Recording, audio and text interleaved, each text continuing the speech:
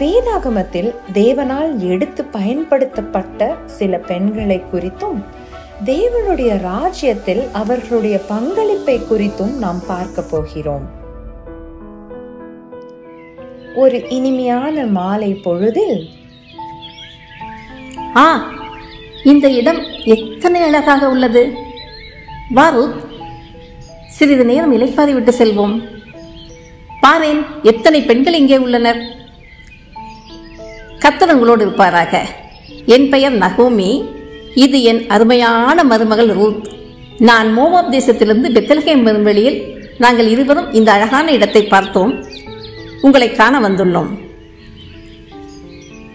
நகோமி என்றால் இனிமை என்று பொருள். அப்பத்தின் வீடு என்று அழைக்கப்பட்ட பெத்லகேமை விட்டு அந்நிய தேசமாகிய மோவாப்புக்கு சென்றதால் நகோமியின் வாழ்க்கை கசப்பாக மாறியது.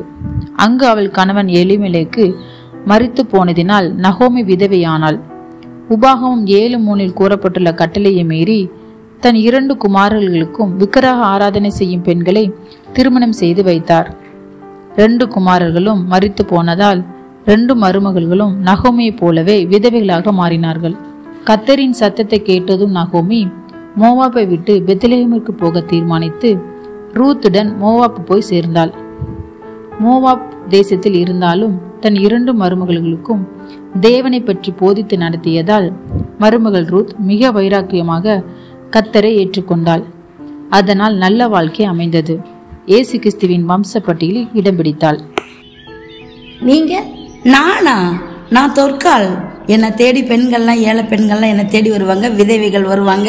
அவங்களுக்கு நான் நிறைய உதவிகள் செய்வேன். அவங்களுக்கு நான் பாருங்க வஸ்திரமெல்லாம் தைச்சு கொடுத்துருக்கேன் பாருங்க.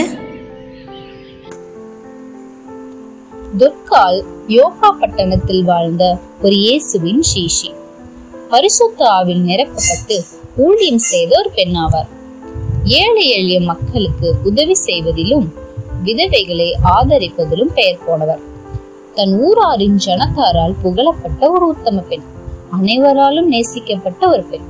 எந்த அளவுக்கு என்றால் இவளின் மரணத்தை ஒருவராலும் ஏற்றுக்கொள்ள முடியாமல் பேதுருவை அழைத்து ஜெபித்து அற்புதத்தின் மூலமாய் இவளை திரும்பவும் உயிரோடே பெற்றார்கள். தொற்காலின் உயிர் மீண்டும் வந்ததினால் பெண்களும் விதவைகளும் மிகுந்த சந்தோஷமடைந்தார்கள். இதற்கு காரணம் தொற்காலின் நற்கிரியைகளாகிய தான தர்மம் தான். நான் யார் தெரியுமா? தீமோத்தேயு இருக்கான்ல, தீமோத்தேயு அவனுடைய பாட்டினா லோவிசாள். இவ ஐனிக்கேயாள், என்னுடைய மக, தீமோத்தேயுடைய அம்மா. பவுல் தன் கடைசி சிறையிருப்பில் இருக்கும்போது தீமோத்தேயுவுக்கு எழுதிய 2ஆம் நிருபத்தில் தீமோத்தேயுவின் விசுவாசத்திற்கு முக்கிய காரணம் அவன் பாட்டியாகிய லோவிசாள் என்றும் அவன் தாயாகிய ஐனிக்கேயாள் என்றும் குறிப்பிடுகிறார். லிஸ்தீரா சபையின் நற்சாட்சி பெற்ற ஒருவனாக இருந்தவன் தீமோத்தேயு. அவனுடைய தாய் ஒரு யூத ஸ்திரீ, தகப்பன் கிரேக்கன்.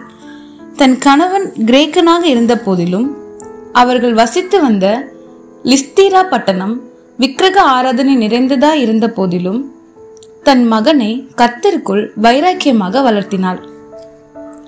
தேவ திட்டத்திற்கு தன் மகனை ஒப்பு கொடுத்தார்கள்.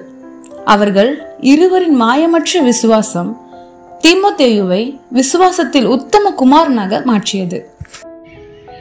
என்னை பற்றி நானே சொல்கிறேன். என் பேர் அன்னாள். நான் எப்போவுமே ஆலயத்திலேயே இருப்பேன். இயேசு குழந்தைய ஆலயத்துக்கு கொண்டு வந்த போது என் கையில் தான் கொடுத்தாங்க. இயேசு கிறிஸ்து பிறந்த காலகட்டத்தில் வாழ்ந்த வயது சென்ற பெண்மணிதான் இந்த அன்னாள். அப்போஸ்தலனாகிய பவுல் தீமோத்தேயுக்கு எழுதின 1ஆம் நிருபத்தில் விதவைகள் எப்படி கவனிக்கப்பட வேண்டும் என்று எழுதும் போது 1 தீமோத்தேயு 5ஆம் அதிகாரம் 5ஆம் வசனத்தில் இப்படியாக எழுதுகிறார்: உத்தம விதவையா இருந்து தனிமையா இருக்கிறவள் தேவனிடத்தில் நம்பிக்கையுள்ளவளாய் இரவும் பகலும் வேண்டுதல்களிலும் ஜெபங்களிலும் நிலைத்திருப்பாள். லூக்கா எழுதின சுவிசேஷம் 2ஆம் அதிகாரம் 36 முதல் 39 உள்ள வசனங்கள் இந்த அன்னாளை குறித்து எழுதப்பட்டிருக்கிறது. இந்த அன்னாள் சாதாரணமான பெண் அல்ல, முக்கியமான நோக்கத்திற்காக தேவனால் தெரிந்து கொள்ளப்பட்டவள். எருசலேமின் மீட்புக்காக காத்திருந்த அனைவரிடத்திலும் பேசினாள். இயேசுவே மேசியாவாக வெளிப்பட்டார் என்பதை எருசலேம் தேவாலயத்திலிருந்து பிரகடனப்படுத்துகிற 2 சாட்சிகளில் ஒரு முக்கியமான சாட்சியாய் இருந்தவர் இந்த அன்னாள் என்பது பார்க்கும்போது நமக்கு ஆச்சரியமாகத்தான் இருக்கிறது. இவர்கள் பேசிக் கொண்டிருந்த வேளையில் ஆண்டவராகிய இயேசு கிறிஸ்து இவர்களுக்கு தரிசனமானார்.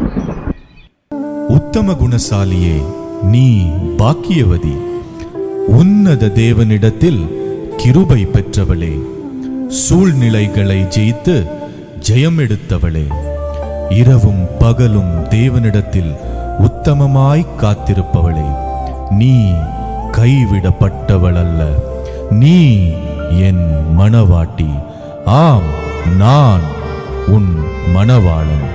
ஸ்திரீகளில் ரூபவதியே, என் பிரியமே, என் இதயத்தை கவர்ந்து கொண்டவளே, அநேக கண்ணீர்களை கண்ட உன் கண்கள் இனி ஆனந்தத்தை பார்க்கட்டும். தாங்க முடியா பாரத்தை சுமந்த உன் மனது இனி லகுவாய் மாறட்டும். என் பார்வையில் நீ மிகவும் கனத்துக்குரியவள், நீ தனிமையானவள் அல்ல, என் சமூகம் எப்போதும் உன்னோடு. நீ என்னிடத்தில் வைத்த விசுவாசம் உனக்கு நன்மையாகவும் எனக்கு பிரியமாகவும் இருக்கிறது. தனிமையாயிருந்தாலும் என்னிடத்தில் நம்பிக்கையுள்ளவளாய், நம்பிக்கையிலும் வேண்டுதலிலும் தரித்திருந்தாயே.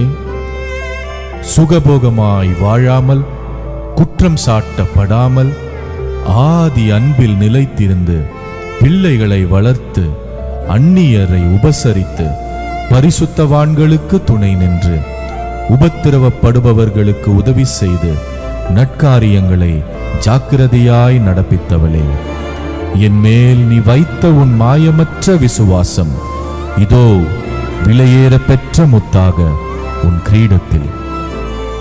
நீ இங்கே வா, ஆட்டுக்குட்டியானவருடைய மணவாட்டியே, நீ என் ஜனம், நான் உன் தேவன். உன் கண்ணீர் யாவையும் துடைத்தேன். இனி உனக்கு வருத்தமோ துக்கமோ அலறுதலோ இல்லை, இல்லை, இல்லவே இல்லை. என் மணவாட்டியே, உத்தம சிநேகிதியே.